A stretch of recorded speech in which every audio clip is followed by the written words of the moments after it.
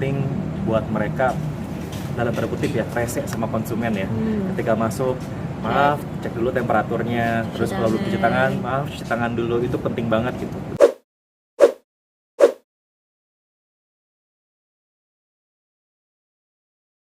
Mas Prabu sebagai dosen ngerasain itu juga nggak sih? Iya pasti ya, karena kan kalau kuliah online itu ada keterbatasan. Kalau secara fisik tatap muka itu saya tahu ini anaknya lagi merhatiin atau enggak, ketahuan nih. Kalau di online kan nggak ketahuan tuh ya, dengan beberapa layar kita ngomong sendirian, layarnya kita doang, jadi kita nggak tahu apakah dia kuliahnya sambil tiduran di rumah sambil di mana gitu, kita nggak tahu. Nah itu juga jadi masalah buat dosen sebetulnya gitu. Jadi barangkali kalau buat anak sekolah menengah ataupun juga kuliah S1, sebisa mungkin sih kalau semua sudah reda balik lagi ke kuliah normal ya, karena ada masalah kematangan yang belum siap gitu dari mereka untuk ikut belajar online.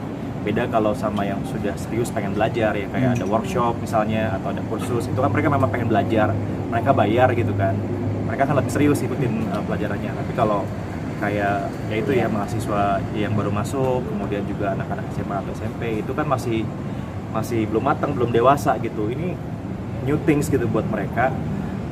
Buat kita pengajarnya juga challenge banget gitu. Bayangin bikin UTS, bikin UAS sekarang lewat online, itu gimana caranya kita nilai? Kan kalau UAS LTS secara ini ya di kelas itu mereka kan nggak bisa nyontek. Tapi kalau online kan kita kasih soalnya, mereka mau browsing di mana, tanya sama siapa, dikerjain sama siapa, kita nggak tahu gitu. Contohnya sebagai contoh itu. Tapi ya mungkin karena ini juga masalah pandemik ya, kita harus mentoleransi kan.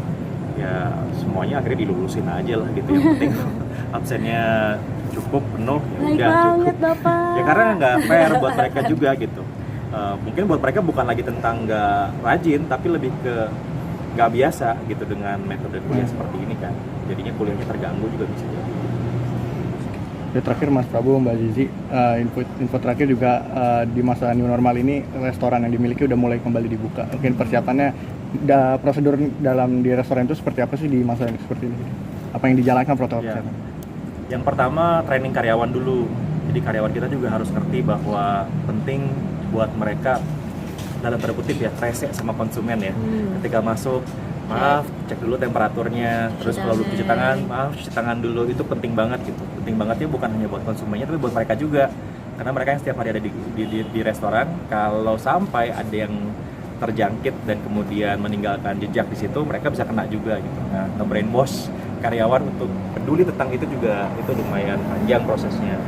Terus yang kedua ya tentunya ada sedikit investasi ya tambahan, kayak menyediakan wastafel di beberapa tempat, terus juga ada separator kan sekarang ini, lalu juga ada disinfektan yang rutin harus ada, itu juga jadi challenge buat kita. Tapi tetap aja sih, maksudnya gini, di masa new normal ini nggak seramai dulu gitu ya, nggak seramai dulu. Kalau dulu kan bisa penuh gitu, sekarang ini kan kita nggak boleh penuh malahan gitu, kapasitasnya harus maksimal setengah dari restoran. Jadi ya buat pengusaha restoran sebetulnya ini masa-masa yang cukup berat gitu ya.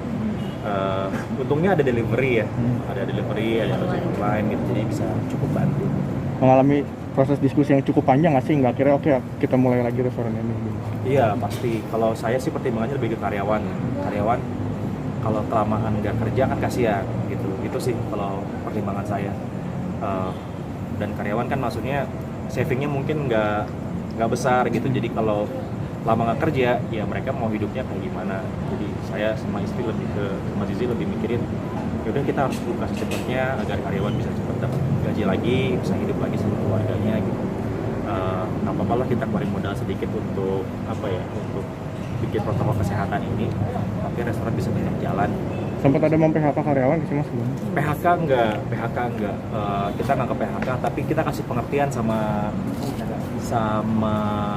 karyawan bahwa sekarang lagi ngalamin masa susah, lagi nggak kayak dulu, jadi jelas nggak akan ada bonus gitu ya, jelas nggak mungkin ada bonus gitu.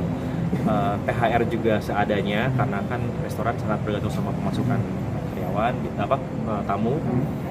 Jadi mereka dikasih pemahaman bahwa ya kalian masih beruntung, kita masih bisa kerja gitu, supaya mereka juga tetap semangat ya. Karena banyak restoran lain yang malah nggak PHK kan, restoran besar bahkan juga sudah nge-PHK orang kan, banyak banget. Kalau kita sih kemarin Alhamdulillah insist. nggak sampai. Iya, kita percaya bahwa ini paling hanya 3 bulanan, 4 bulanan paling lama. Jadi ya udah kita bertahan dulu aja. Karyawan dikasih pengertian bahwa kita nggak bisa kayak kemarin-kemarin gitu. Karena kita juga sebagai sebagai ownernya juga sama-sama susah gitu, nggak lagi gampang, nggak lagi untung gitu kita bilang. Dan mereka ngerti sih kalau dikasih pengertian.